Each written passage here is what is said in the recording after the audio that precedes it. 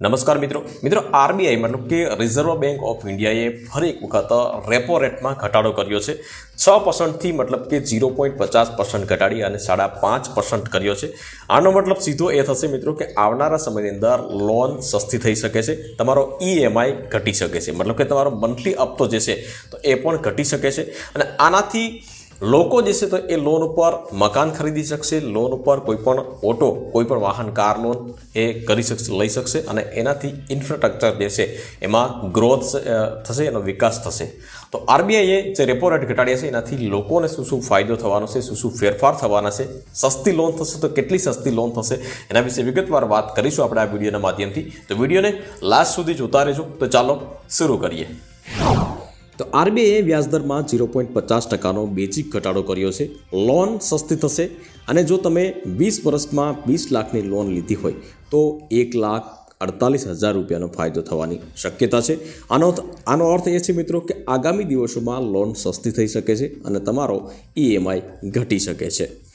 RBI governor Sanjay મલ્હોત્રાએ આજે 6 વાગે મતલબ 6 જૂને ગઈ તારીખે 6 જૂને 10 વાગ્યે નાણાકીય નીતિ સમિતિના બેઠકના નિર્ણયો વિશે માહિતી આપી હતી અને આ બેઠક 4 જૂને શરૂ થઈ હતી.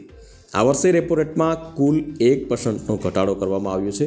આ વર્ષે ફેબ્રુઆરીમાં યોજાયેલી બેઠકમાં વ્યાજદર 6.50%થી ઘટાડી અને 6.25% કરવામાં આવ્યો હતો. આ ઘટાડો લગભગ 5 વર્ષ પછી નાણાકીય નીતિ સમિતિ દ્વારા કરવામાં આવ્યો છે. હવે રેપો રેટ ઘટાડવાથી લોકોને શું ફાયદો થવાનો છે અથવા તો શું ફેરફાર થશે એના વિશે વાત કરીએ આપણે. તો રેપો રેટમાં ઘટાડા પછી બેન્કો હાઉસિંગ અને ઓટો જેવી લોન પર વ્યાજદરો જે છે એ ઘટાડી શકે છે.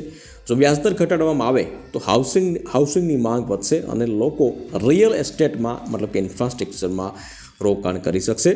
આનાથી રિયલ એસ્ટેટનો વિકાસ પણ વધી શકશે અને એને પ્રોત્સાહન મળી શકશે.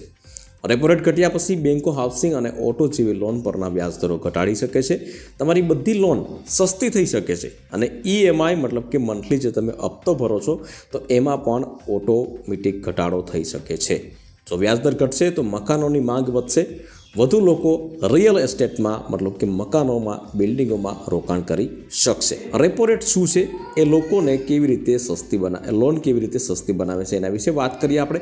તો આરબીઆઈ મતલબ કે રિઝર્વ બેંક ઓફ ઇન્ડિયા બેંકોને જે વ્યાજદરે લોન આપે છે એને જ રેપો રેટ કહેવામાં આવે છે. રેપો રેટમાં ઘટાડાને કારણે બેંકને ઓછા વ્યાજદરે લોન મળશે, બેંકોમાંથી લોન સસ્તી મળે છે, તેથી તેઓ ઘણી વખત આ લાભ પોતાના ગ્રાહકોને પણ આપતા હોય છે અને એટલે જ બેન્કો પણ તેમના વ્યાજદરો ઘટાડી દે છે. ત્યાર પછી આગળ વાત કરીએ તો રિઝર્વ બેંક રેપો રેટમાં વધારો અને ઘટાડો શા માટે કરે છે. તો કોઈ પણ કેન્દ્રીય બેંક પાસે પોલિસી રેટના રૂપમાં ફુગાવા સામે લડવા માટે એક શક્તિશાળી ટૂલ્સ છે જે રેપો રેટ. જ્યારે ફુગાવો ખૂબ જ વધુ હોય ત્યારે કેન્દ્રીય બેંક પોલિસી રેટ વધારી અને અર્થતંત્રમાં મની ફ્લો જે છે તો એ ઘટાડવાનો પ્રયત્ન કરે છે. જો પોલિસી રેટ વધુ હશે તો બેંકોને સેન્ટ્રલ બેંક પાસેથી મળતી લોન મોંઘી થશે, બદલામાં બેંકો તેમના ગ્રાહકો માટે પણ લોન મોંઘી કરશે. આનાથી અર્થતંત્રમાં નાણાંનો પ્રવાહ ઓછો થઈ જાય છે. જ્યારે નાણાંનો પ્રવાહ ઘટે છે ત્યારે માંગ પણ ઘટે છે અને મોંઘવારી પણ ઘટે છે. એવી જ રીતે જ્યારે અર્થતંત્ર ખરાબ તબક્કામાંથી પસાર થાય ત્યારે રિકવરી માટે મની ફ્લો વધારવાની જરૂર હોય છે. આવી સ્થિતિમાં કેન્દ્રીય બેંક પોલિસી રેટ ઘટાડે છે. આના કારણે બેંકોને પણ સેન્ટ્રલ બેંક પાસેથી મળતી લોન સસ્તી થાય છે અને ગ્રાહકોને પણ સસ્તા દરે લોન મળે છે. તો તમારી લોન જે છે તો એ કેટલી સસ્તી થઈ શકે છે, કેટલું તમારા વ્યાજદરની અંદર ફેરફાર થઈ શકે છે એ એક આપણે કોષ્ટક દ્વારા આપણે જાણીશું. દાખલા તરીકે અહીં લોન અમાઉન્ટ જે છે કેટલું છે તો કે 20 લાખ રૂપિયા, સમયગાળો તો કે 20 વર્ષ સમયગાળો છે અને વ્યાજદર અત્યારે લગભગ 8% વ્યાજદર ચાલે છે. તો મહિનાનો ઈએમઆઈ 20 વર્ષ માટે રાખ્યું હોય તો 16,729 રૂપિયા ઈએમઆઈ થાય છે, મહિનાનો હપ્તો થાય છે અને કુલ વ્યાજ તમારે ભરવું પડે છે 20 લાખનું 20.14 લાખ રૂપિયા. એટલે કુલ રકમ ચૂકવવાની હોય છે 40.14 લાખ રૂપિયા તમારે રકમ ચૂકવવાની હોય છે.